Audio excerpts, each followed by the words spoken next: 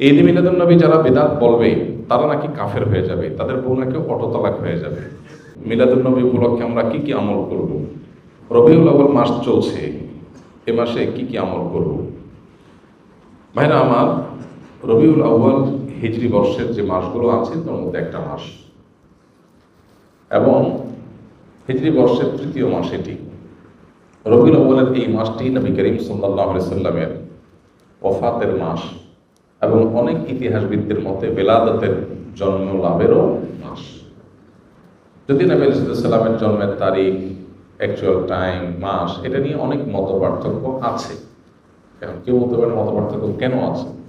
কেন আছে তার কারণ হলো, সে যুগে মানুষ জন্মের তারিখ সংরক্ষণের ব্যাপারে এখন আমরা যতটা সিরিয়াস, বা আমরা যত জন্ম হলে সাথে সাথে তারিখ নোট করে ফেলি, তখনকার মানুষের মধ্যে এটার এত গুরুত্ব ছিল না।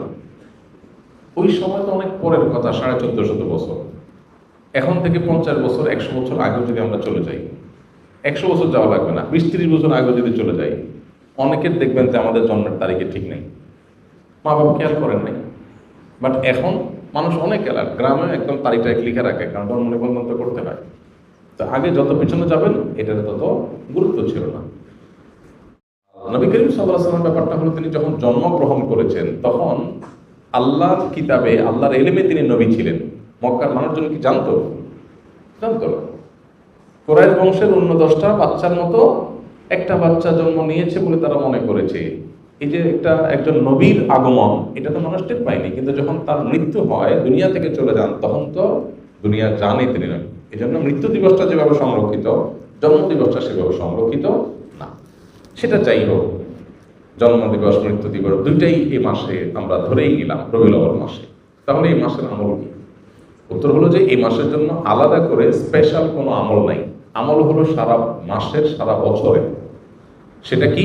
সেটা হলো নবী করিম সাল্লাল্লাহু আলাইহি সাল্লামের সুন্নাহকে অনুসরণ করা, তাকে সব কিছুর চাইতে, সবার চাইতে বেশি ভালোবাসা দেওয়া, এবং তার আদর্শকে নিজের মধ্যে ধারণ করা। এই কাজগুলো যদি আমরা করি, তার প্রতি ঈমানদার দাবিদার যারা, তাহলে ইনশাআল্লাহ কিয়ামতের ময়দানে তার সুপারিশ, তার সাথে জান্নাতে থাকা, আরো আল্লাহ তাআলা বিভিন্ন নেয়ামতের অধিকারী আমরা হতে পারবো। আর যদি আমরা রবিউল মাস আসলো আর 1-2টা মিলাদ করলাম, কিয়াম করলাম, বা কিছু আমল নবী সাল্লাল্লাহু আলাইহি ওয়াসাল্লামের মহব্বতের নামে করলাম, আর করে যদি মনে করি যে আমার দায়িত্ব আদায় হয়ে গেছে, সেটা ভুল হবে। আমাদের সমাজের মানুষের হলো, নেচার হলো যে রবিউল আউয়ালে তোমার গান গাই, ও রবিউল আউয়াল গেলে তোমায় ভুলে যাই। তো নবী সাল্লাল্লাহু আলাইহি ওয়াসাল্লামের ইত্তেবা কোনো মাসের সাথে সম্পৃক্ত না, সারা বছরের, সারা জীবনের জন্য। বিধায় রবিউল আউয়াল মাসের জন্য কোরআন অথবা হাদিসে আলাদা কোনো আমল, বিশেষ কোনো আমলের কথা বলা নেই। সম্মানিত 4টি মাস আছে, সেই 4টি মাসের কথা ভিন্ন, যেমন জিলকদ, জিলহজ, মুহররম আর রজব মাস। আর রমজান মাসের বিশেষ ফজিলত তো আছেই। এর বাইরে বাকি মাসগুলো সবই সমান, এগুলোর বিশেষ স্পেশাল কোনো আমল নাই, যেমন রবিউল আউয়ালে আলাদা করে কিছু নেই। নবী করিম সাল্লাল্লাহু আলাইহি সাল্লামের জন্মের দিন হলো সোমবার। কি বার? সোমবার। এই দিনটাতে মুসলমানদের জন্য নফল রোজা রাখা উত্তম। যদি সুযোগ থাকে আমরা নফল রোজা রাখতে পারি, সেটা সুন্নাহ আদায় হবে।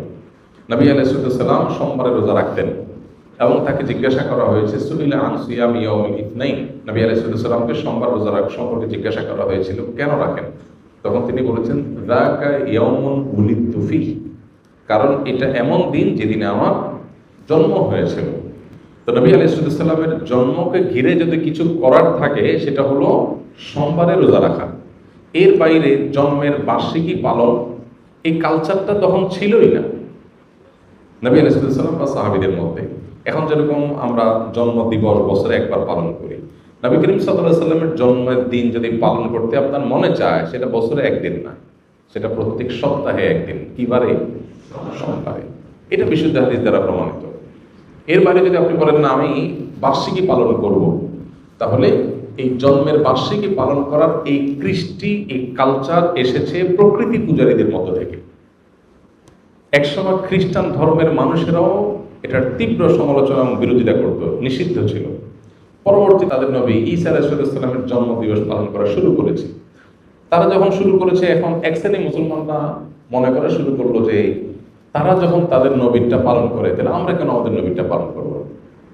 ভালো নিয়তেই তাদের অনুসরণ করার চিন্তা শুরু করেছে। অথচ নবী সাল্লাল্লাহু আলাইহি ওয়াসাল্লাম বলেছেন, একটা সময় আসবে তোমরা মুসলমানরা তারা তাদের অনুসরণ করবে, 1 বিঘত গেলে তোমরা 1 বিঘত যাবে, 1 হাত গেলে তোমরাও 1 হাত যাবে, তারা গর্তে গিয়ে ঢুকলে 2 সাপের তোমরাও সেখানে গিয়ে ঢুকবে।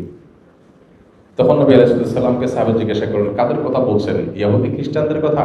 তখন নবী আলাইহিস সালাম বলেছেন, তারা ছাড়া আর কাদের কথা বলবো? তাদের কথাই বলছি।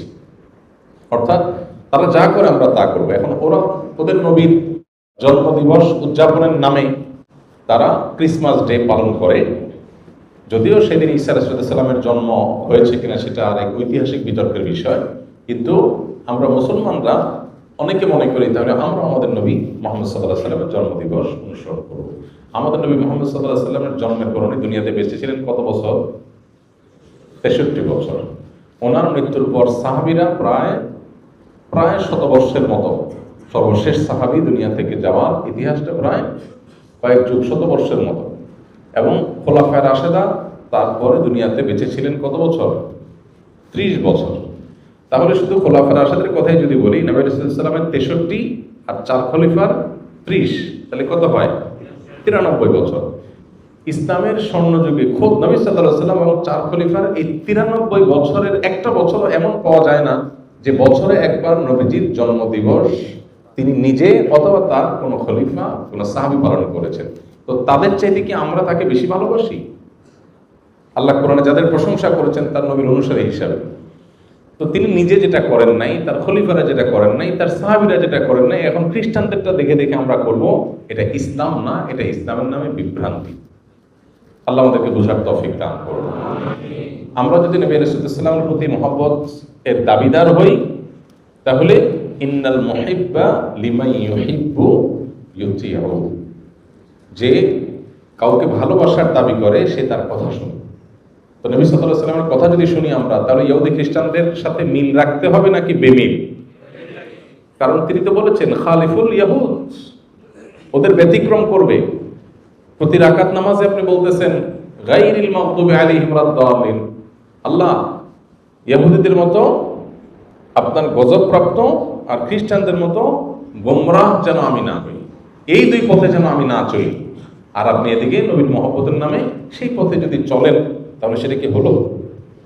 আমাদের যে সমস্ত ভাইরা মিলাদুন নবী উপলক্ষে বিভিন্ন উদযাপন করেন, ওনার নবী সাল্লাল্লাহু আলাইহি ওয়াসাল্লামের মহব্বতেই করেন, এতে কোনো সন্দেহ নেই।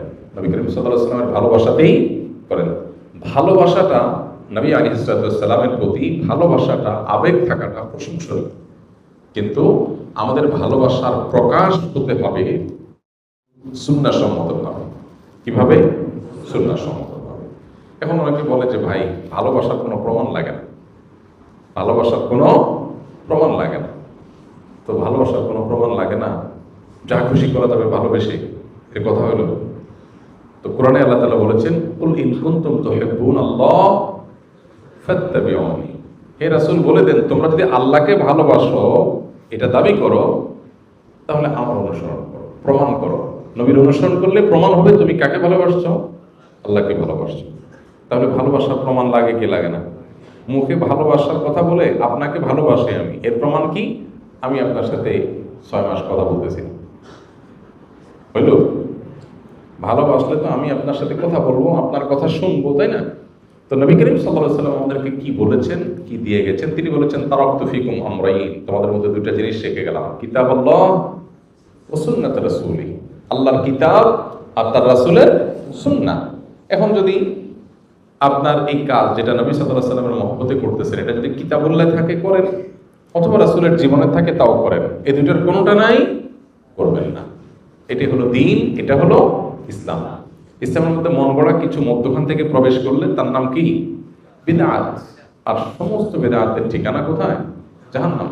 নবী করিম সাল্লাল্লাহু আলাইহি ওয়াসাল্লাম পরিষ্কারভাবে বলেছেন, ইয়াকুম ওয়া মুহদাসাতিল উমুর ফাইন্না কুল্লা মুহদাসাতিন বিদআহ ওয়া কুল্লা বিদআতিন দালালাহ ওয়া কুল্লা দালালাতিন ফিন্নার। সমস্ত বিদআতি গোমরাহি, আর সমস্ত গোমরাহির ঠিকানা জাহান্নাম। অনেকগুলো হাদিসে নবী সাল্লাল্লাহু আলাইহি ওয়াসাল্লাম আমাদেরকে সতর্ক করেছেন। এজন্য আমাদের যে ভাইরা এই বিষয়গুলো উদযাপন করেন, ওনারা নবী সাল্লাল্লাহু আলাইহি ওয়াসাল্লামের মহব্বতই করেন।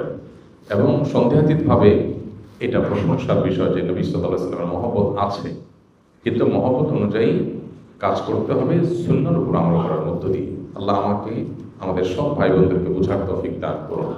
এই বিষয়গুলো নিয়ে আমাদের মধ্যে যেন ইগোর কোনো বিষয় না হয়, যে এটা আমি একটা পক্ষ সে একটা পক্ষ, পাল্টাপাল্টি, এটা যেন না হয়। আমি যেটাকে সুন্দর সঠিক মনে করি সেটা আমি বলবো বিনয়ের সাথে। আর অন্য কোনো ভাই যদি ভিন্ন কিছু করেন তো তার প্রতি আমার মুসলিম ভাই হিসাবে আমার ভালোবাসা ঠিকই থাকবে, সিম্পাথি থাকবে যে আমার ভাই ভুল বুঝছেন। ডক্টর খন্দকার আব্দুল্লাহ জাকির রহমতুল্লাহ আলাইহি বলতেন, কোনো মানুষ যদি বেদাতে লিপ্ত হয় তো আমি তার উপরে জেদ করব না, ক্ষুব্ধ হব না, বরং আমার ভিতরে মায়া থাকবে যে আমার ভাই ভুল করছে।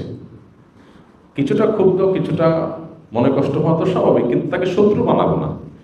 আমি মনে করবো আমার ভাই ভুল করছে, আমার কষ্ট লাগবে। সো এই মানসিকতা যদি থাকে তাহলে সমাজে ইনশাআল্লাহ আমরা সুন্দর থেকে সুন্দরতর সমাজ গড়ে তুলতে পারবো এবং পারস্পরিক সৌহার্দ্য তৈরি হবে। ইসলামের নামে কাদা ছোড়াছড়ি অনলাইনে অফলাইনে খুবই দুর্ভাগ্যজনক বাস্তবতা। সবাই যার যার মতের সপক্ষে যুক্তি আলোচনা করতেই পারেন, কিন্তু অন্যের প্রতি শ্রদ্ধা থাকা দরকার একজন মুসলমান হিসাবে অন্তত। এই মিলাদুন নবী যারা বেদাত বলবে তারা নাকি কাফের হয়ে যাবে, তাদের বউ নাকি অটোতালাক হয়ে যাবে।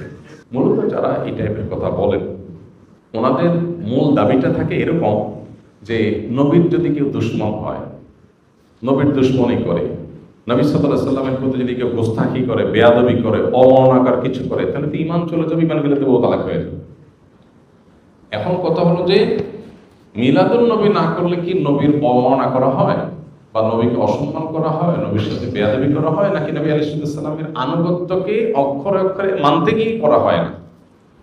তো নবী করিম সাল্লাল্লাহু আলাইহি সাল্লামকে আনুগত্য করতে গিয়ে যদি সে এটা থেকে বেঁচে থাকে, কারণ আয়েশা রাদিয়াল্লাহু আনহা বলেছেন, মান আহাদাসা ফি আমরিনা মা লাইসা মিনহু ফাহুয়া রাদ, যে ব্যক্তি আমাদের দ্বীনের বিষয়ে কোনো কিছু নতুন সৃষ্টি করলো যেটা দ্বীনের অংশ না, সেটা বাতিল, সেটা বাদ দিয়ে রাখতে হবে।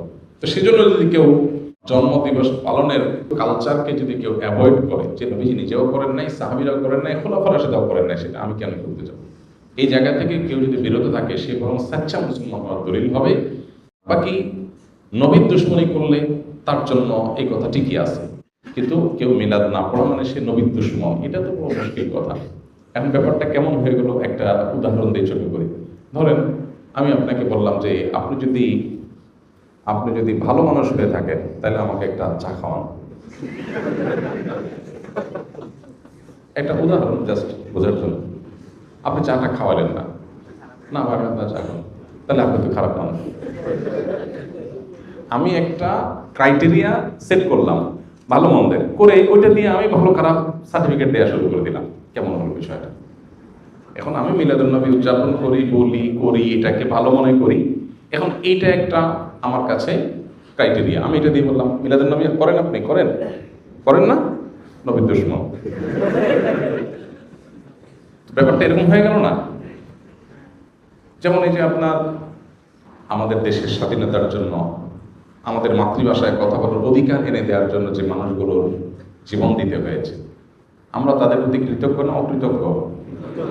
কৃতজ্ঞ। মাল্লাম ইয়াশকুরিন নাস লাম ইয়াশকুরিল্লাহ। বান্দা শুকর আদায় না করলে আল্লাহ শুকরও আদায় হয় না। তো যাদের মাধ্যমে আমরা দেশ পেয়েছি, মায়ের ভাষায় কথা বলার অধিকার পেয়েছি, তাদের প্রতি জুলুম হয়েছে, আমরা অবশ্যই তাদের প্রতি কৃতজ্ঞ। কৃতজ্ঞতা আদায় করে আমরা তাদের জন্য মনের ভেতর থেকে দোয়া করি, আল্লাহ আপনি তাদেরকে মাগফিরাত দিয়ে জান্নাতের আলা মাকাম দান করেন। এখন আপনি বলতেছেন ভাই আমি আমাদের স্বাধীনতা যুদ্ধে শাহাদাত বরণকারী মানুষদের জন্য, ভাষা আন্দোলনের শাহাদাত বরণকারী মানুষদের জন্য একটা আলোচনা অনুষ্ঠান করব। এখানে 5 লাখ টাকা খরচ হবে, আপনি 10,000 টাকা দিবেন চাঁদা। খরচ থেকে আসবে, খরচের জন্য দিবেন। আপনি দিলেন না, আমি বললাম আপনি স্বাধীনতা বিরোধী, আপনি দেশ বিরোধী। চাঁদা দেন নাই কিসের জন্য? স্বাধীনতা যুদ্ধে শাহাদাতকারীদের প্রোগ্রামের জন্য। ভাই আপনি একটা ক্রাইটেরিয়া সেট করে যদি আমাকে বলেন যে ভাই আপনার ভিতরে দেশপ্রেম নাই, কেন? কারণ আপনি বেদিতে ফুল দিতে যান নাই। ভাই আপনি তো বেদিতে ফুল দিতে গেছেন, আমি তো দোয়া করছি। ফুল দিয়েছেন যে এটা কি শহীদের কবরে গেছে, কিন্তু আমার দোয়াটা তো তার কাছে যাবে। তো কাজের কাজটা তো আমি করলাম, এখন আপনি আমার বলছেন ভাই দেশপ্রেম নাই, কেমন হবে জিনিসটা? ঠিক একইভাবে মিলাদুন নবী কেউ পালন করছেন নবী করিম সাল্লাল্লাহু আলাইহি ওয়াসাল্লামের মহব্বতে, আপনি করছেন, এখন বলতেছেন ভাই এটা না করলে নবীর দুশমন, কেমন হয়ে গেল জিনিসটা? আপনি একটা ক্রাইটেরিয়া সেট করে ওইটা দিয়ে নবীর দুশমন সবাইকে মাফ করছেন, এটা সঠিক না। আল্লাহ আমাদের ভাইদেরকে বোঝার তৌফিক দান।